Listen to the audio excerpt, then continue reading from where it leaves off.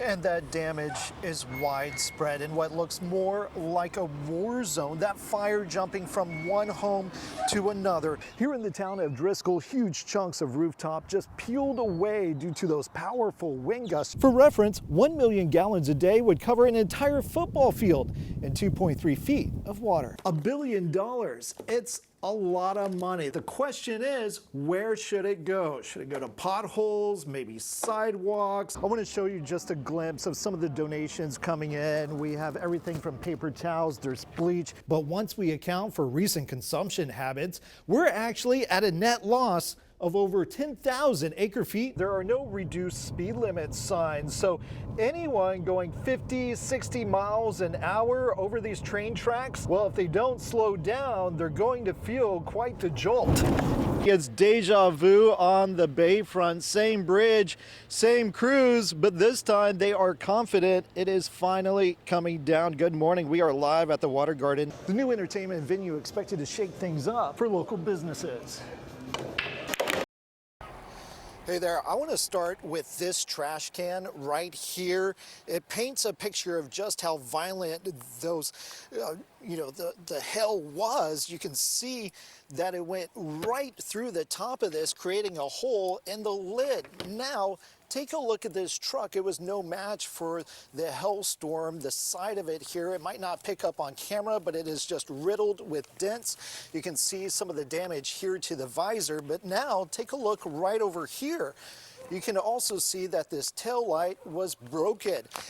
But then there are so many homes. If you can see that back window, it is now boarded up, and this was the screen protector that was on that window when the hail went right through it. So again, another example of what residents are dealing with. Take a look. So it was just crazy. It was just a crazy night.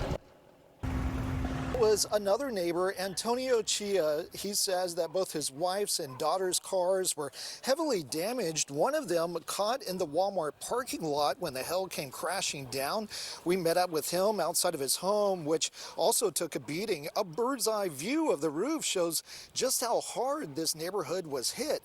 A clear picture of what many here are dealing with. Contractors are now making their rounds as residents start assessing damage and helping each other clean up debris and broken tree limbs left behind. Yeah, next thing you know, I got hail coming and breaking windows and whatnot. It was just crazy. I thought it was a tornado. I didn't know what to do. So, what kind of damage did you end up having? Well, my whole backside of my windows were busted in, and all my roof like just damaged. Like somebody went at it with a hammer, like pop, pop, pop. Now, the collection center will be open Tuesday through Saturday from 8 a.m. to noon and then from 1 to 5 p.m. Also, this week is bulk waste collection. The city is allowing a conjunction of brush and debris to be put in with the bulk waste piles.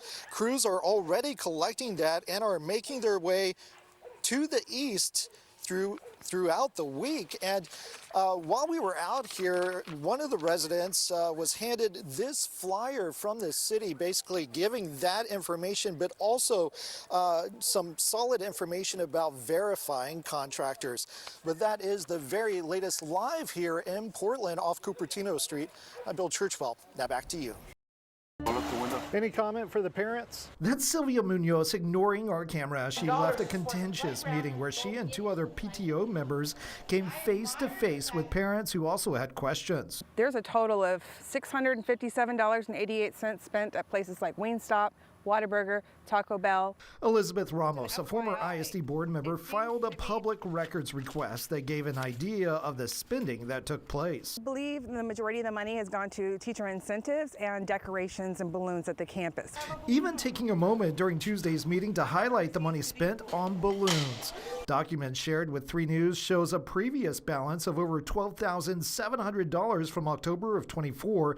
The balance in February shows that down to just over $2,000. Money spent via Amazon and Cash App. I was saying hundreds of dollars spent here. There's a roughly $10,000 that has been spent in less than 4 months that's gone. $10,000. $10,000. And it's money parents and community members believe should have gone toward a new playground at the school that they say the PTO had been helping raise money for. Whether any of that money's been spent on a playground is yet to be seen. Some community members calling for the board to be dissolved. That's not what that money was for. Do you have itemized receipts? Kingsville ISDU says that an audit is underway for the PTO funding, but at this point, the chief financial officer for the district says there is no evidence that those funds were used for personal gains. Superintendent Dr. Sissy Reynolds-Perez tells 3 News while booster clubs and PTOs are separate entities from the school campus, the district can still hold them accountable. If there's any discrepancy with the booster clubs or PTOs, they get dismantled, okay? And so this is an ongoing audit, and we will find out very, very soon if it's going to have to be dismantled or not. But we're going to do whatever's best for our students. We also reached out to the Kingsville police chief, who tells me no one has come in to file a formal criminal complaint. Bill Churchwell, 3 News. Within the walls of the Incarnate Word Convent, things usually move at a gentle pace, but this weekend, these sisters are shifting gears. Life for them is revving up. You got it. Sister Annette Wagner is getting on a motorcycle for the first time in years. Too long ago to remember what it's like. A new adventure with some unlikely new friends to make some noise for a good cause. It's gratifying for me to be able to help that experience become a reality.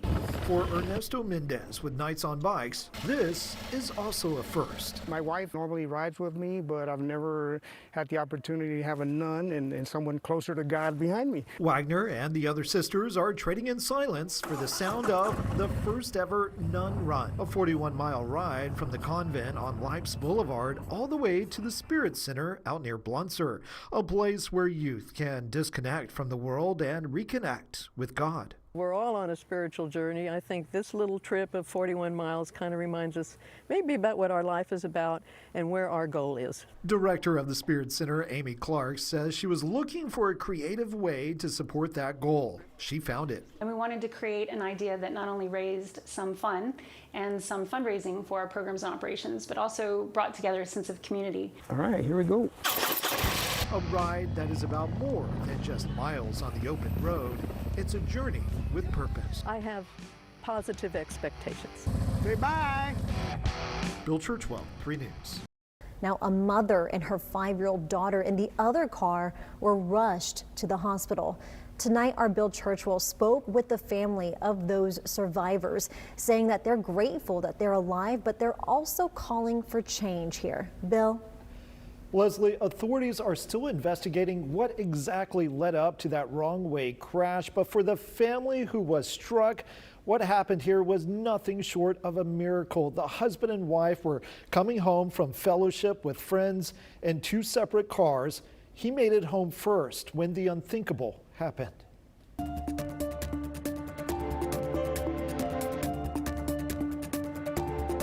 Paint markings and debris left behind here on Park Road 22, the aftermath of a Saturday night crash involving 2 vehicles, a wrong-way driver and 1 life lost. And the other vehicle, a mother and her 5-year-old daughter. I got a phone call from my wife, and her voice, she was shaken up, and she said, "Babe, we've been in a car accident." The little voice was in the background praying. Sixto Serrano says he dropped everything and raced toward the scene just 3 minutes from home, and he wasn't alone. I sprinted all the way to the car. His son Christian, number 8, shown here in pajamas, helping in the rescue. I practically ripped off the door from the hinges, so my mom had enough room to prop herself out. I helped the woman pull out my sister by guarding her belly and then her back. They say it was a miracle they survived. Now both at home, bruised but recovering. My daughter, she's a bit traumatized. And she kept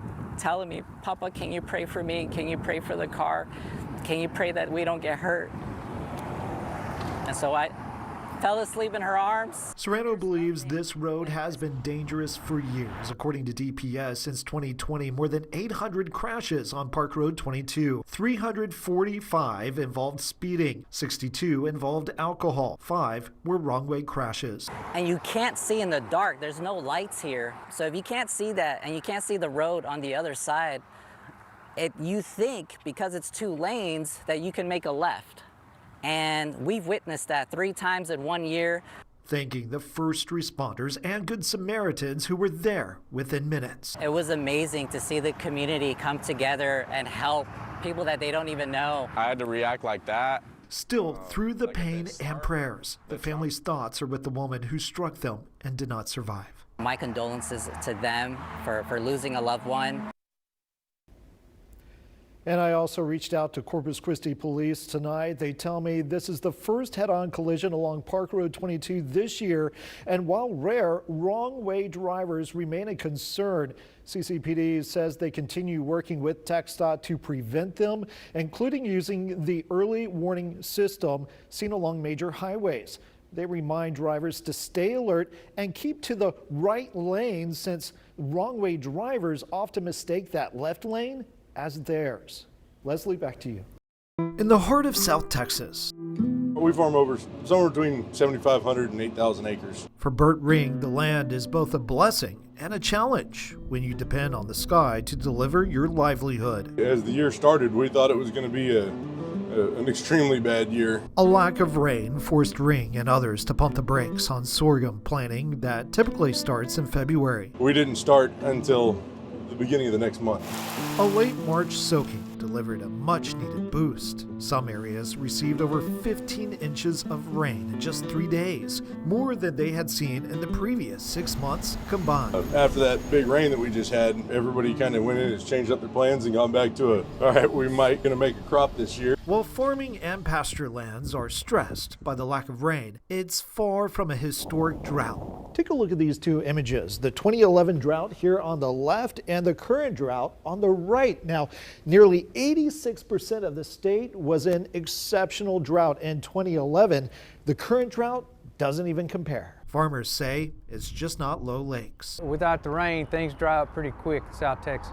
Bobby McCool with Texas A&M AgriLife Extension says the lack of recent rain creates major uncertainty in crop yield potential. You can see there's moisture not very far down. So far we're hanging in, and like most people in Texas, you deal with a drought on seems like a regular basis. When you do get that 4 or 5 inches of rain, that really helps out. Scientists warn that even when rains do come, they often fail to saturate the soil enough to create meaningful runoff for lakes and rivers. These are some serious water supply issues. Dr. Robert Mace, the leading hydrogeologist for the Meadows Center at Texas State, has watched the region's water crisis unfold for over a decade. We've seen some rains come through, but they're not enough to fully saturate the soils, they are enough to saturate the soils, but we don't get a follow-on rain to create the water to go into our reservoirs. Dr. Dorina Murgulet, a professor of hydrogeology at Texas A&M Corpus Christi, agrees. She notes that even compared to the severe 2011 drought, current water supplies are in worse shape. If you think about comparing drought to drought, just the climatological drought, the rain, maybe we're in the same situation. However, since 2011, our water needs have increased. The aquifers have not recovered, and we have been drawing this out of this reservoir. So we have been drawing the groundwater too, which is no longer there to supply. The safety net, she says, is shrinking. For now, the people of San Pat do what they've always done, endure and wait for rain. In our area, we got 4+ inches. There's other places that got more than that. That was everything.